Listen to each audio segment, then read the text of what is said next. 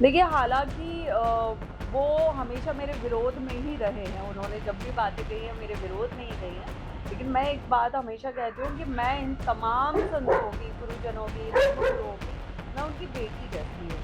लेकिन उसे अपमानित करना, उसे मारना, उसे गालियाँ देना, शिखा पकड़ के घसीटना, ये किसी भी ब्राह्मण, किसी भी संत के लिए बहुत अपमानजनक बात है और एक ब्राह्मण के लिए उसकी शिखा से बढ़ के कुछ नहीं होता है। प्रयागराज महाकुंभ में भोपाल की हर्षा रिछारिया खूब वायरल हुई थी। वो सनातन धर्म का प्रचार कर रही थी। वो लगातार सभी साधु संतों के आश्रमों में पहुंच रही थी। अब उन्होंने सनातन धर्म करने का जो प्रचार जो करने का जिम्मा उठाया था, अब वो उसको बंद करने जा रही हैं। उनका कहना है कि मैं पहले एक्टिंग और एंकरिंग करती थी मुंबई में रहकर, अब मैं उसको काम को फिर से शुरू करना चाहती हूँ। हम उनसे ही जानते हैं, इस वक्त हमारे साथ मौजूद है हर्षा रिछारिया जी। मैम, क्या ऐसी वजह हुई कि आप फिर सनातन धर्म का प्रचार जो है बंद करना चाह रही हैं? देखिए, महाकुंभ से, प्रयागराज से जो भी विरोध शुरू हुए थे, जो भी विवाद शुरू हुए थे, वो मुझे लगता है देश के तमाम मीडिया के सामने था, किसी से कुछ छुपा नहीं है। एक लड़की जो आपके महाकुंभ में आई, आपके धर्म को जानने आई, धर्म की खूबसूरती जानने आई, साधु संतों की सालों की जो तपस्या साधना होती है उसको जानने आई। तो अब अगर गुरु आदेश से मैं कहीं बैठी हूँ, किसी रथ पे बैठी हूँ, वहां बैठ के कोई मेरा वीडियो बना के उसको वायरल कर दे, तो बताइए उसमें मैं कैसे गलत हो सकती हूँ। फिर उसमें तमाम मतभेद चालू हुए, विरोध शुरू हुए और फिर कुछ साधु संत उतर आए विरोध में। हालाँकि मुझे लगता है कि जिस तरह की भाषा शैली कुछ साधु संतों ने प्रयोग की थी, जी। वो हम भाषा शैली अपने संतों से बिल्कुल भी उम्मीद नहीं रखते हैं। क्योंकि संतों में और समाज में बहुत बड़ा एक फ़र्क होता है, बहुत बड़ा अंतर होता है। अगर संत भी उसी भाषा में बोलेंगे जिसमें समाज बोल रहा है, तो हम क्यों संत के पास जाएँगे? तो वो सारा उन्होंने किया। फिर हमें ये लगा कि चलो जब महाकुंभ खत्म हो जाएगा उसके बाद चीज़ें ठीक हो जाएँगी। लेकिन फिर उसके बाद ये हुआ है कि फिर कुंभ से निकलने के बाद ये उम्मीद थी कि कुछ समय में सब ठीक हो जाएगा और होता भी यही है। लेकिन कुछ समय बाद ठीक कुछ भी नहीं हुआ। लोगों को लगा या मीडिया को लगा कि सब ठीक हो गया है, इनकी लाइफ तो अच्छी चल रही है, बट कहीं न कहीं हर बार, हर वक़्त, हर महीने मैं और मेरा परिवार बहुत ज़्यादा विरोध का सामना कर रहे थे। मैं कुछ भी काम कर रही हूँ, कुछ भी कार्य कर रही हूँ, कोई भी नई शुरुआत कर रही हूँ, उसे रोकना, मेरा मनोबल तोड़ना। मैं जिस जगह आई थी अपने साधु संतों का मार्गदर्शन पाने के लिए, उनका आशीर्वाद पाने के लिए, वहीं पे आशीर्वाद तो बहुत दूर की बात है, अंत में हुआ ये कि मुझसे मिलना, बात करना सबने बंद कर दिया। मुझे कॉर्नर फ़ील करवाने लगे कि इनसे कोई नहीं मिलेगा, कोई इनके सहयोग में, इनके समर्थन में खड़ा नहीं जी। होगा। फिर ये हुआ कि मैं जो काम अपने दम पे भी शुरू कर रही हूँ ईश्वर की कृपा से, तो उसे भी बीच-बीच में रुकवा देना, उसमें भी कूटनीति, राजनीति का प्रयोग करना। बहुत सारी चीज़ें हुई और अंत में ये हुआ कि माघ मेला शुरू होने से पहले, अभी जो चल रहा है, उसके शुरू होने से पहले मैं प्रयागराज में थी और वहाँ पे हमने माघ मेले में मेला क्षेत्र में अपने एनजीओ के नाम से ज़मीन आवंटित करवाई थी। जब वो कुछ संतों को पता चला कि हर्षाचार्य के नाम पे ज़मीन आवंटित हुई है, तो फिर उसका विरोध हुआ कि अब इनको सुविधाएँ नहीं दी जाएँगी, अब क्या रीलबाज़, सोशल मीडिया वाले ये आके मेला सँभालेंगे। अरे! मैं वहाँ पे कोई पाश्चात्य संस्कृति को तो प्रमोट नहीं कर रही हूँ ना। आप लोग खुद देख रहे हैं, मैं पिछले डेढ़ 2 साल से अपने सोशल मीडिया के माध्यम से मैं बराबर सनातन धर्म, सनातन संस्कृति को बढ़ावा दे रही हूँ। तो अगर मैं रीलबाज़, मैं सोशल मीडिया इन्फ्लुएंसर हूँ, तो आज की डेट में कौन से ऐसे संत, महात्मा, धर्मगुरु या कौन से ऐसे नेता हैं जो रील नहीं बना रहे हैं, जिनकी रील्स नहीं डल रही है, जो वीडियो नहीं बना रहे, जो जी। सोशल मीडिया प्लेटफ़ॉर्म पे नहीं है। फिर तो सब एक कटघरे में खड़े हुए और अगर सब एक ही लेवल पे हैं, तो फिर या तो किसी को ना मिले कोई भी चीज़ और या तो फिर सबको समान रूप से मिले। तो बार-बार ये जो चीज़ें हो रही थी कि हर्षा रिछारिया का नाम जहाँ जाए वहाँ पे विरोध शुरू हो जाए, तो अंत में मैं सच बताऊँ मैं हार गई थी कि अब इससे ज़्यादा और कितना झेलूँ और कितनी लड़ाई लड़ूँ और किस बात का मैं विरोध सहूँ। तो फिर मैंने ये सोचा कि अगर आपको इतना खटक रहा है मेरा सनातन धर्म का प्रचार करना, तो भई आप ज़्यादा शक्तिशाली हैं, आप पावर में हैं, आप सत्ता पे हैं, आप पद पे हैं, तो आप उसका इस्तेमाल कीजिए और आप ज़मीन से जुड़ के, युवाओं से जुड़ के, युवाओं के लिए कुछ कीजिए। क्योंकि सिर्फ़ एक गद्दी पे या एक मंच पे बैठ के ज्ञान देने से चीज़ें नहीं सुधरेंगी जी। इस देश में। तो आप ये मानते हैं कि आप एक लड़की थीं, आपको रोका जा रहा था। कौन वो साधु संत थे? आप किन साधु जी किनको आप मानते थे, जिनकी आप प्रेरणा से हो सकता है आपने ये धर्म प्रचार शुरू किया हो? किन-किन का आपको सहयोग मिला? देखिए सहयोग कुछ संतों का मिला है, मैं ये नहीं कहूँगी कि सब विरोध में थे, कुछ संतों का मिला भी है, उनका आशीर्वाद मिला है, उनका मार्गदर्शन मिला है। लेकिन खुल के कोई सामने कभी आना नहीं चाहता था, उनको ये था कि हम सामने आएँगे तो हम हमारे लिए भी विरोध शुरू हो जाएँगे, हमारे लिए भी ये विवाद शुरू हो जाएँगे। क्योंकि जो लोग विरोध में और विवाद में हैं, वो थोड़े बड़े लेवल पे हैं, तो उनसे कोई टकराना नहीं चाहता है, कोई उनसे कुछ भी लाइक बुराई नहीं चाहता है। जी। तो मैं नाम तो किसका ही लूँ, नाम तो इतने सारे हैं कि मुझे याद भी नहीं है, लेकिन हाँ, कहीं न कहीं जिस धर्म में नारी को पूजा जाता है, जिस संस्कृति में देवी को पूजा जाता है, देवी की आराधना की जाती है, उसी धर्म में आज भी कहीं न कहीं जब बात धर्म के क्षेत्र की भी आती है, तो भी आज कुछ ऐसे लोग हैं जो ये तय करते हैं कि बेटी या महिला या नारी कहाँ तक बढ़ेगी, कहाँ बैठेगी, क्या करेगी, कितना आगे जाएगी, ये आज भी कुछ लोग हैं जो तय कर रहे हैं। अभी माघ मेला चल रहा है, शंकराचार्य जी को रोका गया, स्नान नहीं करने दिया गया, इसको लेकर क्या कहेंगे? देखिए, हालाँकि वो हमेशा मेरे विरोध में ही रहे हैं, जी। उन्होंने जब भी बातें कही हैं, मेरे विरोध में ही कही हैं। लेकिन मैं एक बात हमेशा कहती हूँ कि मैं इन तमाम संतों की, गुरुजनों की, धर्मगुरुओं की, मैं उनकी बेटी जैसी हूँ। ठीक है और मैं कभी किसी के लिए बुरा नहीं बोल सकती हूँ, जब तक बात मेरे स्वाभिमान पे ना आ जाए, जब बात बिना मतलब के तिरस्कार पे ना आ जाए। तो उसके बाद आज जब जो उनके साथ हुआ, अभी काफ़ी विवाद चल रहा है कि वो शंकराचार्य हैं या नहीं है, मुझे ये नहीं पता है। जी। मुझे ये पता है कि अंत में वे एक संत हैं। वो एक संत हैं और जिन बटुक ब्राह्मणों की शिखा पकड़ के घसीटा गया, चौकी में मारा गया, ये सब एक गलत है। वो संत थे, अगर वो ब्राह्मण भी हैं, तो भी उनकी शिखा पकड़ना, इतना अपमानित करना, उनके हज़ारों शिष्य हैं, लाखों शिष्य हैं, उनके सामने इस तरह का व्यवहार करना और ये भी मैं कहती हूँ कि अगर विवाद उनकी तरफ से शुरू हुआ कि उन्होंने जैसा कि हम सुन रहे हैं कि पुलिस बैरिकेडिंग पहले उन्होंने जी। तोड़ी, उन्होंने मारपीट शुरू किया। चलिए हम उस पे भी बात कर लेते हैं, लेकिन अगर वो भी हुआ था तो भी किसी को रोकने के, किसी संत को रोकने के हज़ारों रास्ते आपके पास होते हैं, लेकिन उसे अपमानित करना, उसे मारना, उसे गालियाँ देना, शिखा पकड़ के घसीटना, ये किसी भी ब्राह्मण, किसी भी संत के लिए बहुत अपमानजनक बात है और एक ब्राह्मण के लिए उसकी शिखा से बढ़ के कुछ नहीं होता है। तो ये पाप नहीं करना चाहिए था। उनका कहना है कि मैंने महाकुंभ में जब आवाज़ उठाई थी, जब भगदड़ मची थी, उसमें कई लोग मारे गए थे। यूपी सरकार के खिलाफ बोले थे, तो इस बार यूपी सरकार ने उनको ही रोका है। क्या ऐसा मानते हैं, शिखा जो पकड़ के ब्राह्मणों को घसीटा, ऐसे देश भर में भी कहीं-कहीं ऐसी-ऐसी घटनाएँ आती हैं कि ब्राह्मणों को प्रशासन द्वारा कहीं लाठीचार्ज किया जाता है। अभी संतोष वर्मा ने भी एक ब्राह्मण की बेटी के लिए बयान दिया था, उसको लेकर क्या कहेंगे? देखिए, कहीं न कहीं आज जो ब्राह्मण इस चीज़ में लगे हुए हैं ना कि अ, जाति-पाति ना देखते हुए सब हिंदू एक हो जाएँ। आज उन्हीं ब्राह्मणों के का जो अस्तित्व है वो खतरे में आ गया है। ये कहीं न कहीं एक कड़वा सच है इस समाज का।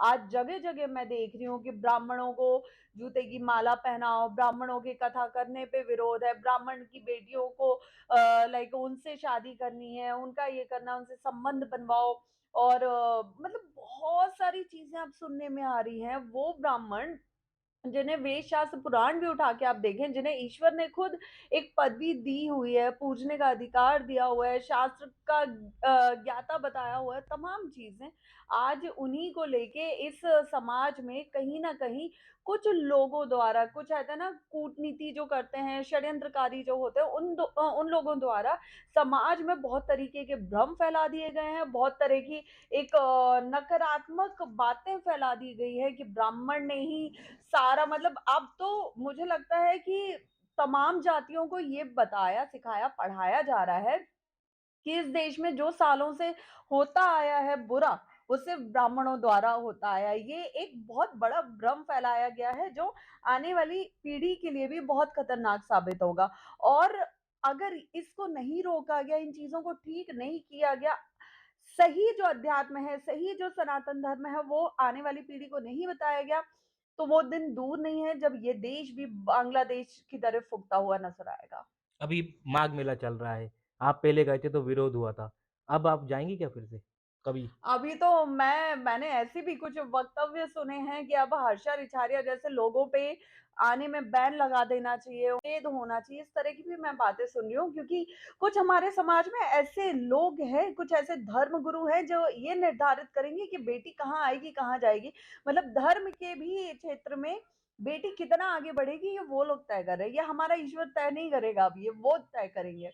तो ये बहुत बड़ी बात है और मुझे जब जहाँ पहुँचना होगा और मेरे ईश्वर ने, मेरे महादेव ने जो जगह मेरे लिए निर्धारित की होगी, वहाँ तो मैं पहुँचूँगी। और रही बात माघ मेला या कुंभ मेला, महाकुंभ, ये सब हम सब हिंदुओं का, हम सब सनातनियों का अधिकार है, हम पूरे हक से जा सकते हैं। तो इसमें मुझे किसी की आज्ञा, किसी की अनुमति लेने की ज़रूरत नहीं है। 2028 में अभी कुंभ मेला उज्जैन में लगेगा, उसको लेकर क्या कहेंगे? क्योंकि सरकार की काफ़ी तैयारी चल रही है, उधर प्रयागराज में भी काफ़ी तैयारी चलने के बावजूद काफ़ी अव्यवस्था देखने को मिली थी। कई टेंटों में आग लग गई थी, पब्लिक ज़्यादा आ गई थी। तो इस बार कुंभ मेला जो उज्जैन में लगेगा, इसको लेकर क्या कहेंगे? क्योंकि मध्य प्रदेश सरकार से आप भी जुड़ी हुई हैं, सरकार आपको भी हो सकता है निमंत्रण देंगी क्योंकि आप उस टाइम प्रयागराज में थीं, तो उसको लेकर क्या कहेंगे? मुझे लगता है जिस हिसाब की चीज़ें मेरे साथ चल रही है ना, मुझे कोई आने दे वही बड़ी बात है। लेकिन रही बात व्यवस्थाओं की, देखिए उत्तर प्रदेश में जब महाकुंभ लगा 2025 में, तो उसमें इसमें कोई संदेह नहीं है कि सरकार की व्यवस्थाएँ बहुत अच्छी थी, सरकार ने अपनी तरफ से बहुत अच्छी व्यवस्थाएँ की हैं। लेकिन जो जितनी अगर उम्मीद से ज़्यादा लाखों की, करोड़ों की तादाद में श्रद्धालु आ जाएँ, तो देखिए सरकार को भी उतनी उम्मीद नहीं थी जितने लोग आए थे। दूसरी चीज़ कि अगर मैं कहीं जा रही हूँ और वहाँ की कोई व्यवस्थाएँ हैं, तो मुझे खुद उस व्यवस्था को बनाए रखने में सहयोग करना होगा। मैं हर चीज़ का ब्लेम सरकार के ऊपर नहीं कर सकती कि बैरिकेडिंग मैंने तोड़ा है, मेरी वज़ह से भगदड़ हुई है और मैं सरकार के ऊपर इल्ज़ाम लगा दूँ, ये तो सही नहीं हुआ ना। तो वैसे ही और रही बात मध्य प्रदेश की, मध्य प्रदेश की गवर्नमेंट भी, सरकार भी, ये बहुत ज़्यादा मैं अभी भी उज्जैन जाती रहती हूँ। तो मैं इस चीज़ को देख रही हूँ कि व्यवस्थाओं पे अभी से काम हो रहा है, ताकि 2028 का जो महाकुंभ रहेगा, सिंहस्थ रहेगा, वो बहुत भव्य रूप में देश के विदेशों के भी सामने आए। तो मुझे लगता है कि ये बहुत अच्छा एक उदाहरण जाएगा पूरे विश्व भर के सामने। अब सनातन धर्म का प्रचार करना आप बंद कर देंगे, कुंभ जाना बंद कर देंगे, कुछ साधु संतों ने आप पे टिप्पणी की थी। अब आपका अगला कदम क्या होगा? देखिए, मैंने आपसे वही बोला कि सनातन धर्म का प्रचार जो मैं विराम लगाने वाली थी, उसको पूरे देश भर से हमें जो सहयोग मिला, जो सपोर्ट मिला, उसके साथ हम इस विराम को नहीं ले रहे हैं। अब हम इसका प्रचार-प्रसार करेंगे, लेकिन उसके साथ हम थोड़ा अपने अन्य कामों पे भी ध्यान देंगे। जहाँ से हम थोड़ा एक कहते हैं ना कि आपके महीने के खर्च निकालने के लिए जी। उतनी तो आमदनी इंसान करने का हक रखता ही है। तो वो हम करें और वो जो हमारी सेविंग होगी, अर्निंग होगी, उसके साथ हम और अच्छे से इस काम को कर पाएँगे। और रही बात कि महाकुंभ में ना जाने की, तो महाकुंभ हो, माघ मेला हो, अर्धकुंभ हो, मुझे जब जाना होगा, मेरा ईश्वर जब मुझे बोलेगा मैं जाऊँगी, उससे मुझे कोई नहीं रोक सकता। साधु संतों का जो आपके लेके जितना भी उन्होंने प्रचार किया, उन्होंने आपके लेके बुरा कहा, उसको लेकर आप क्या कहेंगे? देखिए, जो मैं मानती हूँ कि अगर कोई संत हैं, जो शक्ति की आराधना करते हैं, आज की डेट में आप देखेंगे कि जितने भी साधु संत हैं, वो जहाँ किसी देवता को मानते हैं, वहाँ एक शक्ति के उपासक भी हैं, किसी न किसी रूप में, किसी न किसी अवतार में। तो जो शक्ति को पूजता है, वो नारी को अपमानित तो कर ही नहीं सकता और अगर वो फिर भी किसी पद पे बैठ के नारी को अपमानित कर रहा है, मतलब वो शक्ति से जुड़ा हुआ ही नहीं है। क्योंकि अगर आप दैवीय रूप में शक्ति को पूज रहे हैं, तो नारी का अपमान तो आप करने का सोच ही नहीं सकते हो, तब भी आप ऐसे शब्दों का प्रयोग कर रहे हैं, तो कहीं न कहीं आपकी भक्ति, आपके धर्म में कमी आई है, आपकी आस्था में कमी है, जिसकी वजह से आप उस भाव को समझ ही नहीं पाए हैं। और जिन संतों ने, जिन पूजनीय संतों ने मेरे लिए अपशब्दों का इस्तेमाल किया है, बार-बार प्रयोग कर रहे हैं, मुझे लगता है कि अगर वो किसी धर्म के पद पे बैठे हुए हैं, धर्म गुरु के पद पे बैठे हुए हैं, तो सबसे पहले उन्हें अपने शब्दों को ध्यान में रखते हुए किसी नारी, मैं नहीं, किसी भी नारी के लिए शब्दों का प्रयोग करना चाहिए, क्योंकि आप जो शब्द इस्तेमाल कर रहे हैं ना, वो आपका भी परिचय दे रहा है इस समाज को। तो आप कहीं न कहीं बोल मेरे लिए रहे हैं, लेकिन आप अपना परिचय दे रहे हैं इस समाज को कि मैं कैसा हूँ। तो आपके लिए बहुत ज़रूरी है कि आप शब्दों को बहुत चयनित करके प्रयोग करें। लव जिहाद को लेकर क्या कहेंगी? लव जिहाद पे हम काम कर रहे हैं। हमारी यही कोशिश है कि जिस तरह के जो जाल फैलाया गया है, एमपी में हमने देखा, यूपी में हमने देखा कुछ दिनों पहले ही। तो जिस तरह के जाल फैलाए गए हैं, जातिगत उनको बाँटना, कैटेगरी वाइज़ और फिर उनका लाइक पैकेज बनाना कि इस लड़की को इस जाति की लड़की को इतने लाख मिलेगा, इसको इतना। तो मुझे लगता है कि इन सबको देखते हुए वैसे तो हमारी बेटियों को खुद इतनी समझ आ जानी चाहिए कि भई क्या गलत और क्या सही हो रहा है। उसके बाद भी अगर आप फँसती हो, जानबूझ के किसी अब्दुल के चक्कर में फँस रही हो, तो मुझे लगता है कि अब हमें ज़रूरत है डंडा उठा के हमारे धर्म की बेटियों को पहले सुधारने की। क्योंकि हर बार हम कहते हैं ना कि जब अपना ही सिक्का खोटा है, हम बार-बार दूसरों को कैसे दोष दें। तो हमें अपनी बेटियों को भी समझाना होगा और जो उनको गलत झांसे में फँसा रहे हैं, उनको तो हम समझाएँगे। तो हमारे साथ मौजूद थीं हर्षा रिसारिया जी। उन्होंने बताया कि मैं सनातन धर्म को प्रचार करने का जो ज़िम्मा उठाया था, वो लगातार करती रहूँगी। मगर हाँ, उन्होंने ये कहा कि जीवन यापन करने के लिए उनको अब जो उनका जो पुराना काम था, वो एंकरिंग करती थीं, एक्टिंग करती थीं, उससे अपना घर चलाएँगी। क्योंकि जब सनातन धर्म में वो जुड़ी थीं, तो इसको लेकर काफ़ी परेशान हो गई थीं, क्योंकि अपने खर्चे हैं, वो अपने कर नहीं पा रही थीं, क्योंकि कोई आमदनी नहीं हो रही थी। कुछ साधु संतों का उन्होंने ज़िक्र भी किया कि उन्होंने विरोध किया था कि हर्षा रिछारिया को क्यों ज़मीन मिल गई प्रयागराज में।